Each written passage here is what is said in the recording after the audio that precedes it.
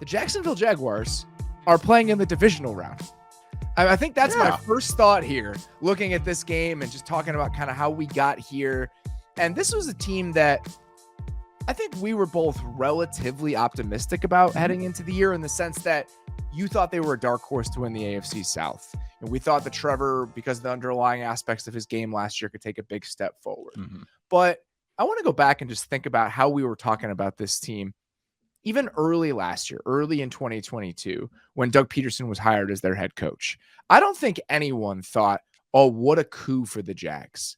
Like, I can't believe they got Doug Peterson out of all of these coaching candidates out of this current pool.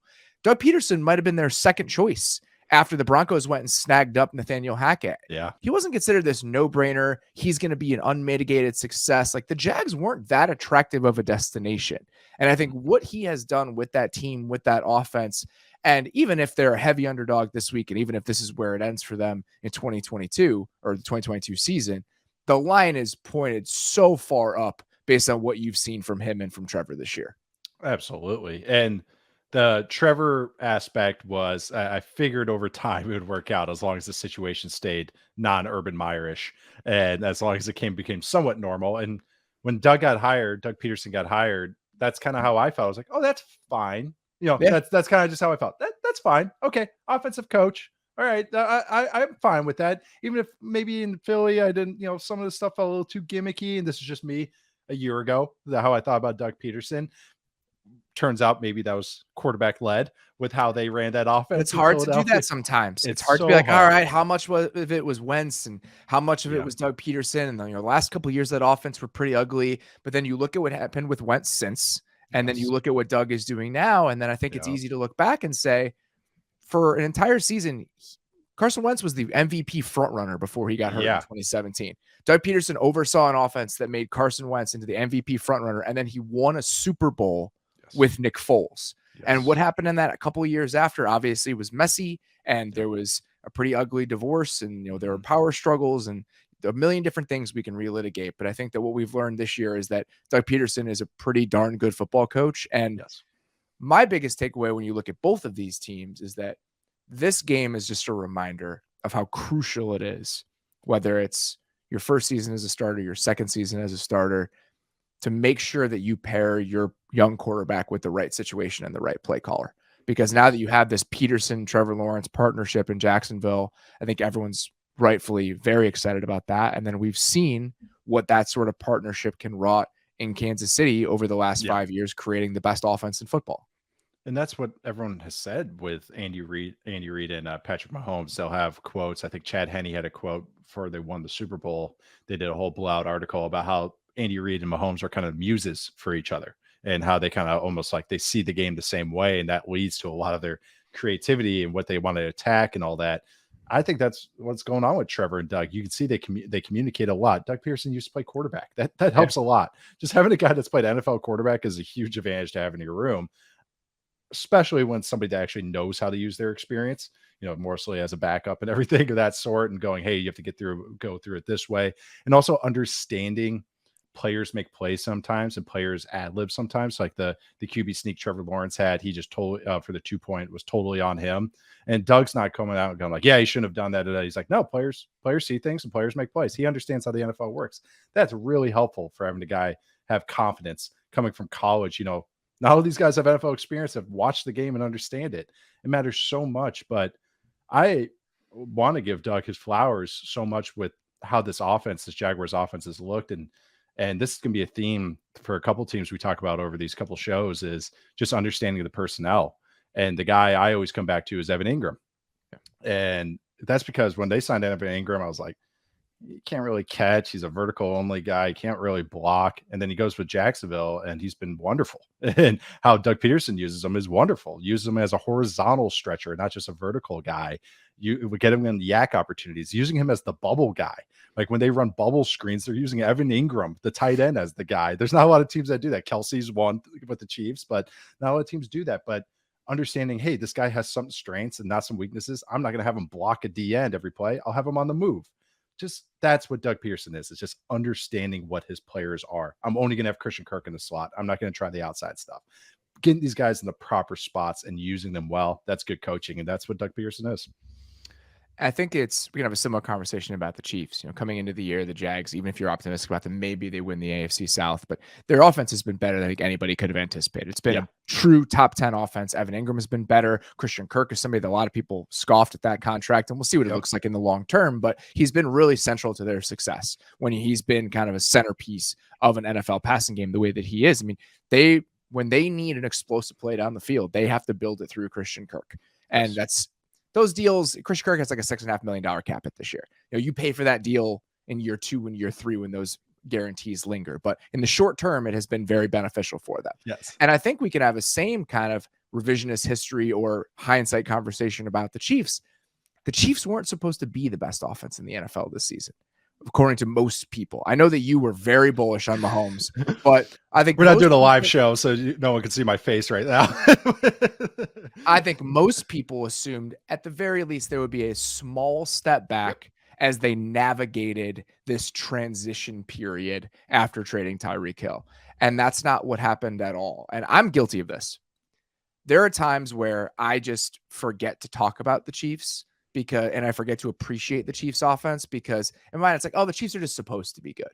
But that wasn't the case this year. They weren't supposed to be this year. They weren't supposed to be the unquestioned most efficient offense in the league. He wasn't supposed to be a runaway MVP favorite the way that he is. And I think that it's important to kind of step back and recognize that every once in a while, because sometimes their greatness, it just feels kind of stagnant and it can beat you over the head for so long. But this is one of those moments, and this is one of those seasons where it's important to me to appreciate just how great they've been, because this wasn't supposed to be a guarantee. No, that's a great point. I was super optimistic because I was betting on Andy Reid and number 15, Patrick Mahomes, and the offensive line. So it's usually what kneecaps an offense that we have expectations for. I didn't see it there. That's really what it was. I was like, Mahomes is an all-timer. Andy Reid's an all-time play caller, and they have an offensive line. So that was, I'm just going through my methodology for the preseason kind of takes. But I agree with you that sometimes we take it for granted. The game that maybe sticks out for me, why I want to say this, is the second time they played the Broncos, or maybe it was the first time. The first time they played the Broncos this year, it was late in the season, and Mahomes had the 3 interceptions, and they're blowing the team out. They should have blown the doors off of them, and then it'd be becoming a close game. They have a lot of those, but they never lose them. They always put up. You never see the offense, even if you look statistically. We look at the advanced numbers a lot. You look at it; they never have that expected points, -14. Wow, they got bailed out by the defense in this game. The offense just churns along, stays efficient every game. Doesn't matter the opponent. Even their losses this year, they've had good games on offense. It was the Colts loss was a whole bunch of special teamers just punching themselves in the nuts and missing field goals and everything. The Bills and Bengals games. Well, yeah, those are 2 of the other elite teams this year. And those were coin flip games that they were in it. The offense still played well against the Bengals. They had 1 Kelsey fumble. And then that last third down that led to the missed field goal. Not a lot of blemishes, but that's what greatness is. And that's what this Chiefs offense has been. And sometimes I take it for granted, but they're amazing to watch. I love watching Patrick Mahomes every week, and I love how Andy Reid uses these guys as well. And it's funny because Doug Peterson is an Andy Reid guy. So it's kind of fun. Like there's some mirror images with these offenses and these teams a little bit, and maybe just not the plays exactly they run, but maybe the philosophy of their teams. All right. Your X factor for this game.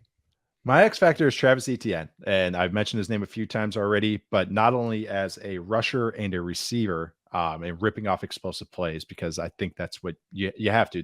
Spags, that's how Spags lives. Steve Spagnuolo, the defense coordinator for the Chiefs, is gash or be gashed. He's willing to live in that world. Etienne is a guy that can make him punish it for it, whether it's a screen, a check down, a designed route, or running the ball onto the outside, but also as a pass protector, because I think they're going to test him. He's put it on film. I've said it multiple times this year. I think they watch tape too. I think they're going to test him a few times as a pass protector. And if he holds up a couple times, there's gashes to be had. That's a really good one. And getting him the ball in space, if they want to run some screens to him into all the pressures, I think that makes total sense. Yep. I'm going with Josh Allen, because if they're not going to blitz, they need their front four to create pressure. And that has been one of the biggest differences about the Jags defense over the last month of the season compared to at times this year. Trayvon Walker's been better. Even without Dwayne Smoot in there, I think they've gotten more pressure and they've gotten after the quarterback a little bit better. And can Josh Allen have a decent game against Andrew Wiley? Like, those are the sorts of matchups you have to win if you're the Jags, especially if you're not going to bring extra bodies. Yeah. And man, I want to commend how that Jags defense played against the Chargers and battling in that game. Like, they made it tough on that Chargers team, especially in the second half. They're not perfect, don't get me wrong, but they're not a pushover unit. They can make it really hard on you. Like I said before, you can't bully them if you get into base personnel. Like, you can't. That's usually a nice, easy card offenses can play. And that's something the Chiefs have done this year to make it easy on themselves. So taking that away is interesting to me. And if they can funky up the lifts on the passing stuff, it's interesting. All right. What happens in this one? I think the Chiefs pull out the victory. I do think the Jags keep it close. I think this game, the Chiefs, they play with their food sometimes. I know it's the playoffs, but that's just how that team goes a little bit. They're not going to be able to milk the clock. Again, that bully ball stuff. I think my final score is Chiefs win, but don't cover. The spread's 8.5. I think it's a 27-20 type game. That'd be great. I would love if this was like a back and forth entertaining game. And I think it has one turnover on each side, just kind of like a big defensive play on each side, because I think that's what's going to happen. I think there's some aggression on both sides. So that leads to fireworks usually. I think we're on the same page. I think that the Jags can keep it close. I do think that if they throw more junk pitches on defense, that gives them a much better shot. But I think that ultimately Mahomes is just too much, because it's still a Jaguars defense that doesn't have a ton of elite players in the back seven. I mean, Tyson Campbell's had a really nice season, but other than that, I think that you're still going to have a Mahomes and a Kelsey to take advantage of, especially at the second level guys. So, all right. I'm betting Kelsey overs. If there's one takeaway I've had from this game, is I'm betting Kelsey overs.